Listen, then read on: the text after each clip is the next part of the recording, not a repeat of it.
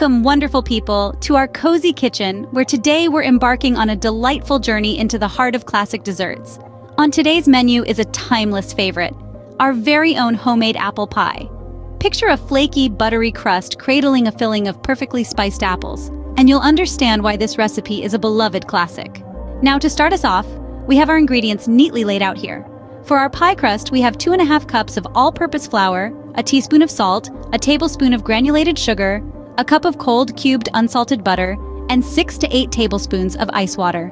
For our apple filling, we will need 6 to 7 medium-sized apples, such as Granny Smith or Honeycrisp, half a cup of granulated sugar, a 1/4 cup of brown sugar, 2 tablespoons of all-purpose flour, a teaspoon of ground cinnamon, a 1/4 teaspoon of ground nutmeg, a 1/4 teaspoon of ground allspice, a tablespoon of lemon juice, and a tablespoon of diced unsalted butter. Lastly, for assembly, we'll need 1 beaten egg and an additional tablespoon of granulated sugar. The magic begins when we start mixing these ingredients to create our pie. The process is simple and straightforward, but the result is a heavenly dessert that fills your home with an irresistible aroma and your heart with warmth. After we've baked our pie to a perfect golden brown, we let it cool on a wire rack for at least an hour before diving in.